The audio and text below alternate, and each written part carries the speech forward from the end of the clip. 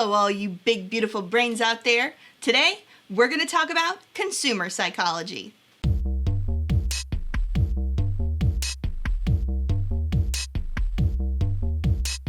Before we get started, take a minute to subscribe to Psy vs. Psy. Help out your friendly neighborhood psychologist while I tell you all about consumer psychology. Well, my big, beautiful brains, the spooky season is behind us, and that could mean only one thing. The holidays are right around the corner.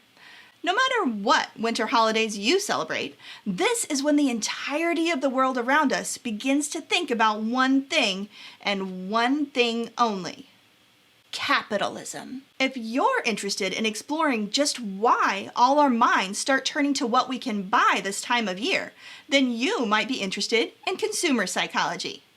Now, this is consumer as in buying or purchasing consumer, not in terms of what you eat kind of consumer.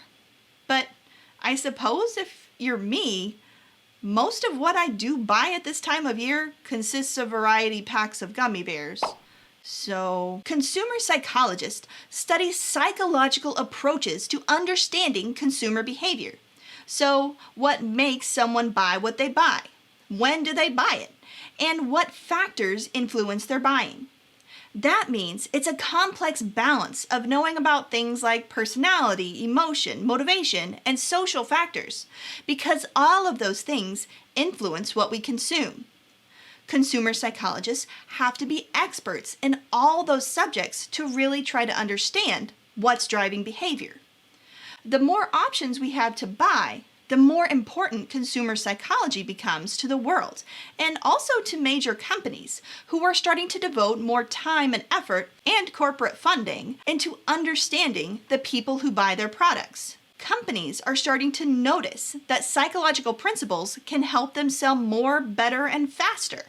So while the field of consumer psychology might seem relatively small for now, it's undoubtedly going to become much bigger as the desire for this science by large companies increases. Consumer psychology is full of scientifically supported ideas that can help businesses in the real world. For instance, this recent award-winning paper that shows experimentally that the degree of intimacy on social media platforms should be considered when a business is determining what type of ad to post. The paper could really make companies reconsider the whole "I'm just going to make one ad and send it out over every social media platform" that seems to be the standard today.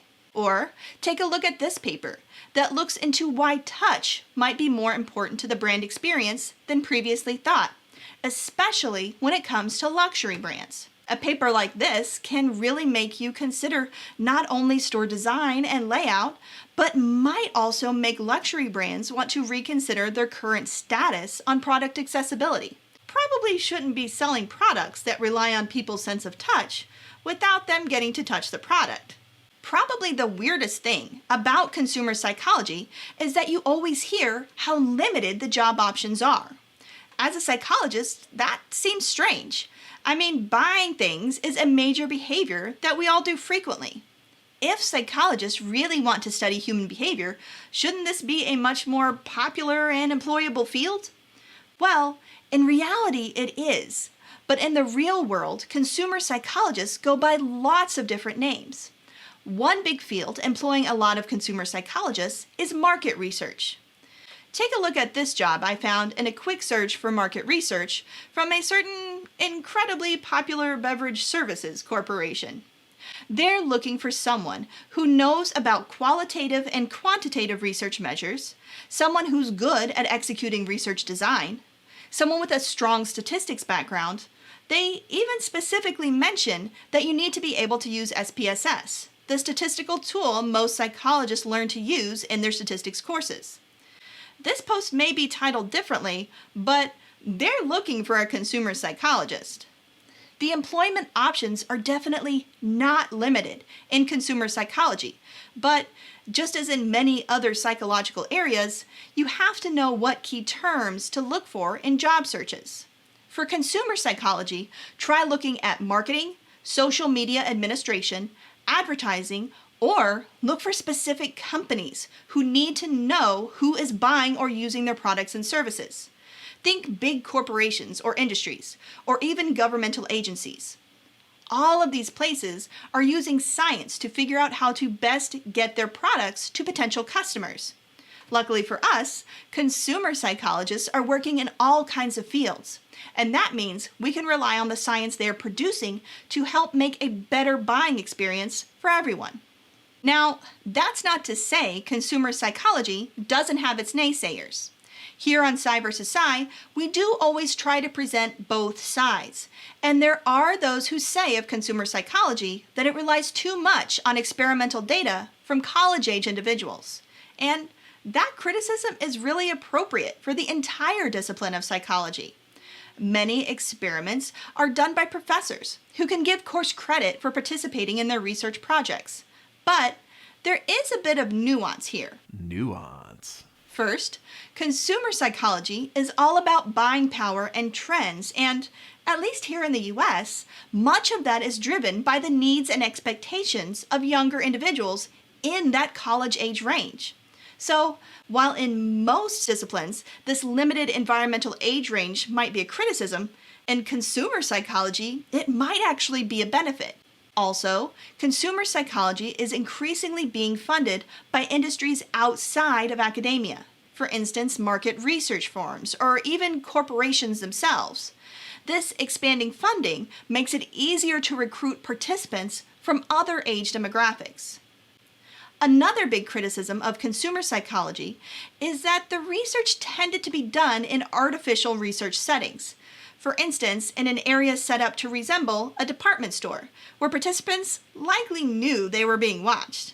I mean, if someone asked you to participate in their study and then sent you into a fake store, you'd be pretty sure that they were watching what you bought with your fake money in the really creepy fake store. But with online shopping and delivery, store apps, and curbside pickup becoming more and more accessible, this criticism has just kind of worked itself out.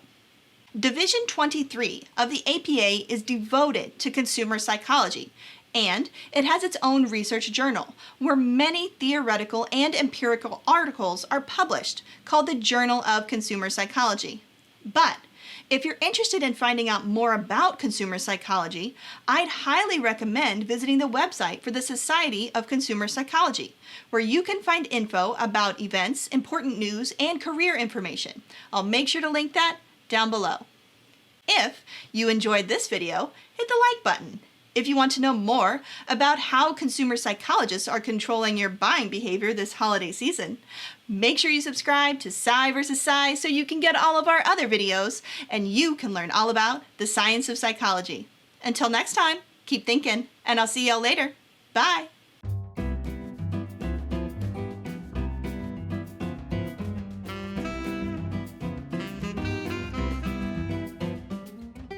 Talking about consumer psychology for so long is really making me reconsider my stance on merchandising. I need to make some merch.